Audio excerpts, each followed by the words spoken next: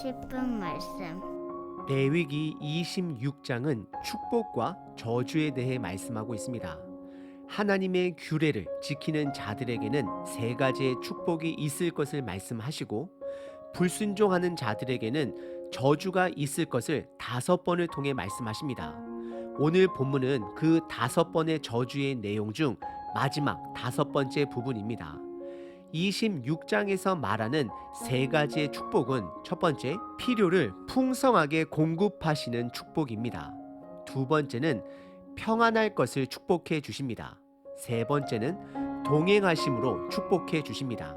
하지만 반대로 하나님의 저주는, 징계는 그분의 공급하심이 중단되는 것입니다. 그리고 전쟁과 질병, 기근으로 인하여 땅이 황폐하게 될 것입니다.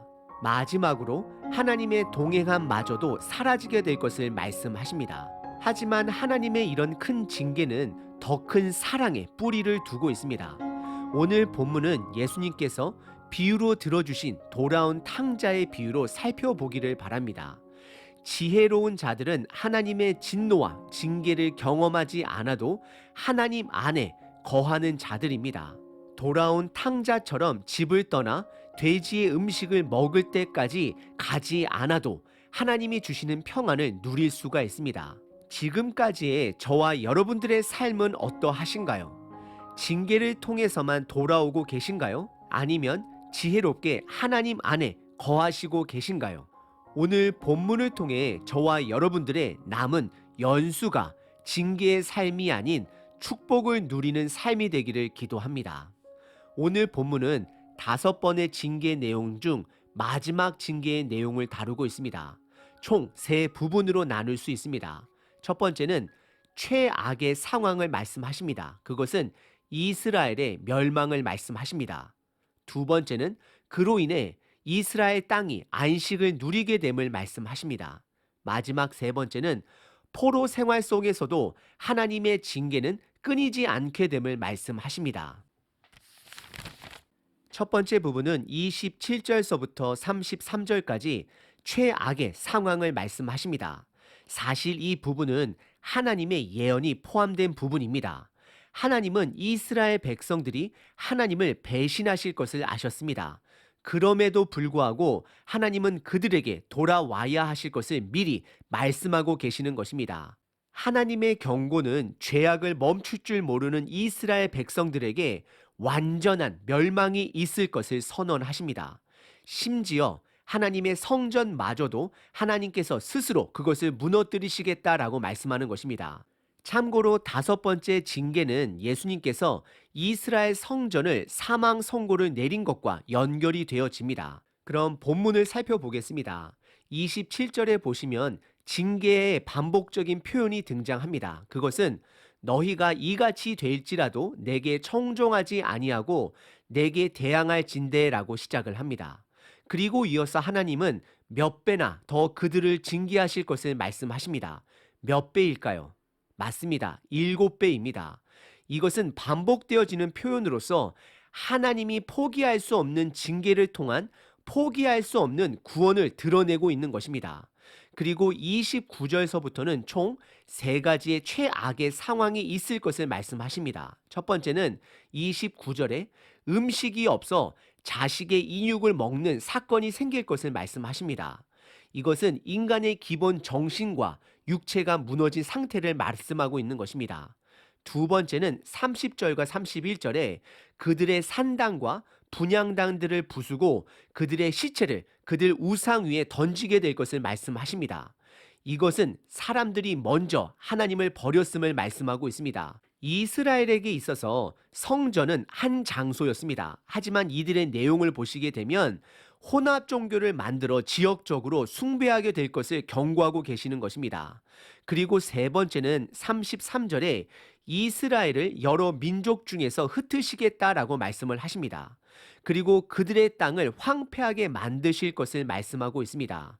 다시 한번 3가지의 최악의 상황을 정리해 보면, 첫 번째, 음식이 없어 자식의 인육을 먹게 되는 상황이 생길 것이고, 두 번째는 하나님의 성전을 우상 성전으로 만들어버린 그들의 모든 성전들을 부수고 황무하게 하실 것을 말씀하십니다. 그리고 마지막 세 번째는 이스라엘 백성들을 흩으실 것을 말씀하고 있는 것입니다. 오늘 본문의 첫 번째 부분은 언약을 파괴할 시에 이스라엘의 최악의 상황인 멸망이 있을 것을 경고하고 계십니다. 두 번째 부분은 34절과 35절에 땅의 안식에 대해 말씀하십니다. 이스라엘 백성들이 다른 민족 중에 흩어짐으로 그 땅은 진정한 쉼을 누리게 된다 말씀하십니다. 하나님은 사람을 축복의 통로로 만드셨습니다. 그래서 창세기 1장에 보시면 사람을 하나님의 형상으로 지었다라고 말씀합니다. 그리고 창세기 12장에서 아브라함을 축복의 통로로 부르시는 약속의 장면을 확인하실 수 있습니다. 하지만 그 사람이 축복의 역할을 못하게 되면 이 땅이 고통을 받게 됩니다. 이스라엘 백성들은 안식일, 안식년, 희년의 규정을 지켜야 했습니다. 7년마다 땅을 쉬게 해야 했습니다. 땅을 쉬게 하는 것은 이 땅이 하나님의 것을 고백하는 것입니다. 하지만 이들은 하나님의 그 언약을 지키지 않게 된 것입니다. 그리고 이들의 흩어짐으로 다시 땅은 안식을 얻게 되었다라고 본문은 말씀하고 있습니다. 하나님은 지금도 믿음의 사람을 통해 이 땅을 회복해 나가고 계십니다. 저희가 하나님의 백성으로 살 때에 이 땅은 회복될 것입니다. 하지만 축복의 통로가 아닌 저주의 삶으로 살게 되면 이 땅이 고통을 받게 될 것입니다. 그리고 두 번째로 땅의 안식의 의미는 하나님의 소망을 드러냅니다. 하나님은 스스로 이 땅을 회복시키시고 스스로 그 약속을 지켜가고 계심을 보여주고 있습니다. 지금도 성령님은 혼자 쓸쓸하게 복음을 이루어 가실 수도 있습니다. 구약이나 지금이나 하나님은 그분의 복음의 일을 저와 여러분들을 통해 함께 하시길 원하십니다. 여러분들은 그 복음의 일에 동참하고 계신가요? 오늘 본문의 두 번째 부분은 이스라엘 사람들이 흩어짐으로 땅이 안식을 얻게 됨을 말씀하고 계십니다. 세 번째 부분은 36절서부터 39절까지 하나님의 진노는 이스라엘의 포로 생활 속에서도 멈추지 않으실 것을 말씀하십니다. 36절에 남은 자라는 표현이 등장합니다. 죽지 않고 포로로 살아있는 이스라엘 백성들을 말씀하고 있습니다. 그 남은 자들은 원수들의 땅에서 계속해서 고통받게 될 것을 말씀하십니다. 36절입니다. 너희 남은 자에게는 그 원수들의 땅에서 내가 그들의 마음을 약하게 하리니 그들은 바람에 불린 잎사귀 소리에도 놀라 도망하기를 칼을 피하여 도망하듯 할 것이요 쫓는 자가 없어도 엎드려질 것이다 라고 말씀하십니다.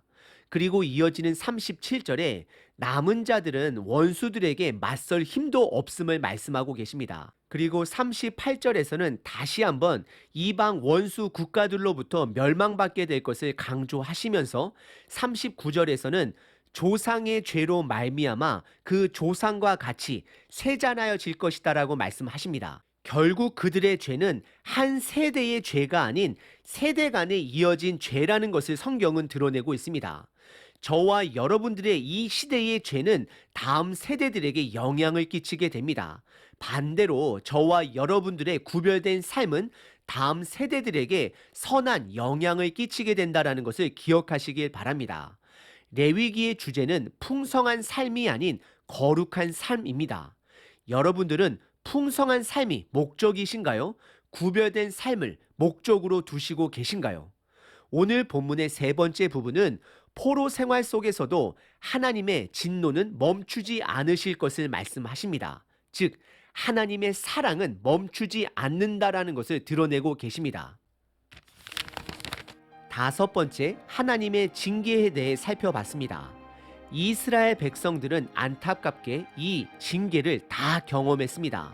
성전은 무너지고 나라는 사라지고 소망 없는 포로 생활을 하였습니다. 하지만 하나님께서는 결국 그들을 그대로 버려두시지 않습니다. 에스겔을 통해 다시 소망을 품게 하시고 느헤미야 리더를 통해 다시 소망을 세우게 하시고 다니엘처럼 비록 포로 생활 속에서도 거룩한 자들을 남겨두셨습니다. 지금도 마찬가지입니다. 하나님은 성전이 아닌 예수님을 통해 그 관계를 다시 시작하셨습니다. 그리고 성령님을 통해 구별된 삶을 살아갈 수 있도록 도와주시고 계십니다. 레위기의 징계는 여전히 지금도 이어집니다. 왜 예수님께서 돌아온 탕자의 비유를 들어주셨을까요? 첫 번째는 돌아와야 한다라는 것입니다. 굳이 돼지의 사료를 먹으면서까지 하나님께 멀어질 필요가 없다라는 것입니다. 그리고 두 번째는 아버지의 마음을 이해하지 못했던 큰아들의 모습이 아닌 복음의 일에 아버지의 일에 함께 동참하는 자가 되길 바라고 계신다라는 것입니다. 이것이 바로 거룩한 삶인 것입니다. 오늘 하루도 말씀 안에 거하심으로 하나님의 복음 사역에 적극적으로 동참하시는 저와 여러분 되시길 바랍니다.